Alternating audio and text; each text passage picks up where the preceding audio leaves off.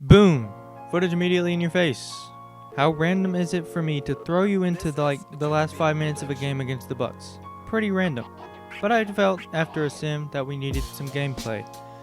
I actually played the Bucks already and we blew them out, but 2K crashed and I lost all the footage, so whatever, here we are.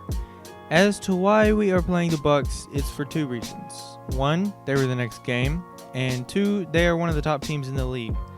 I mean, based on record, we're the same because they're 10-7 with no major injuries, I'm pretty sure, but they have Giannis, so to me, that makes them a top team in the league. One thing that really surprised me about this game was the defense. We were locking up their perimeter play, even though Middleton dropped like 30 points on us. And you'll also be surprised to see Giannis' final stat line. We did a good job getting around screens and contesting shots, and we did a decent job with giving help defense where we could. Although with Splash Mountain on the perimeter, we were honestly very limited on where we could help. And also Giannis likes to green threes all the time, so we can't really help off of him all that much either. Either way though, we actually played really solid defense this game, but the same can be said for the Bucks. Cat finished with 11 and 11, but he did have 6 assists. D'Lo had 21, but the man of the night was Okoro. From the first moment I hopped in, he was keeping us in the game. It really sold me even more on the player Okoro can be. I know I sound like a broken record, but I'm serious about this guy, man. I think he can be a really good two-way player. Though while I did really like the game he had, there were some things that he definitely needs to work on. While he was the leading scorer for us in the fourth, he did struggle to finish through some contact on a couple of shots. Now I don't expect him to dunk on everyone and finish through everything, but I do think he should be able to finish with a little bit of contact from Dante DiVincenzo.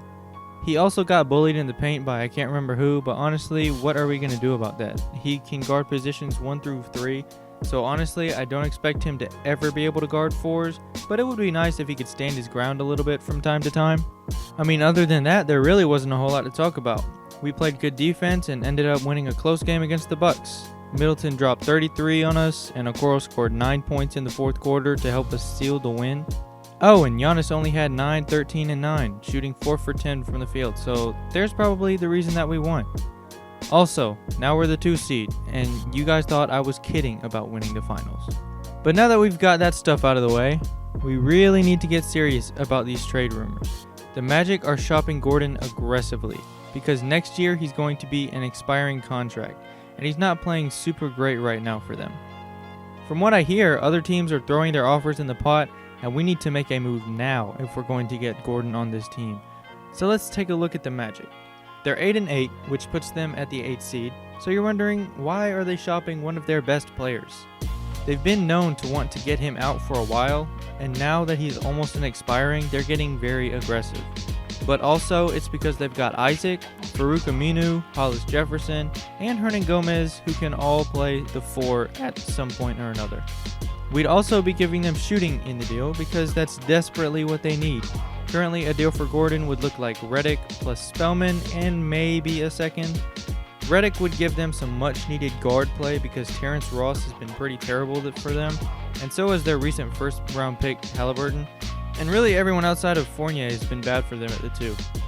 We'd also be selling high on Spellman because currently he's shooting the lights out from everywhere, and that's pretty valuable to them. I think Spellman is more valuable to them than Hollis Jefferson and probably even more valuable than Hernan Gomez. The trade does make sense for both sides, but if you thought I was going to resolve the only interesting issue this team has, you're going to be very disappointed. Don't worry, we'll resolve the issue very soon. I don't want another team snagging. The perfect time to do that, actually, is our Christmas Day game against the Magic, but we've got a few weeks before that. Oh, look! How did we get here? The Magic game is today already? Don't worry, that's for the next episode. I'm going to drag you through some happenings around the league before we get to the main event. As you can see, we dropped from the 2 seed to the 5 seed, and for some reason, 2K has the Lakers as the 11th seed right now. And even though they only lost White and McGee and replaced him with Okafor, I don't think they'd be the 11th seed. In the other conference, you have teams like the New Look Heat and the Cavaliers as surprises this year. The Cavs' only addition was Anthony Edwards, who I guess is the difference maker from last year. That really doesn't make any sense. Anyway, where's the Magic? The Magic have pretty much treaded water since we last saw them, but they did move up to the 7th seed, so that's cool, I guess. A couple trades have gone down. The Thunder traded their first-round pick for Precious Achiuwa.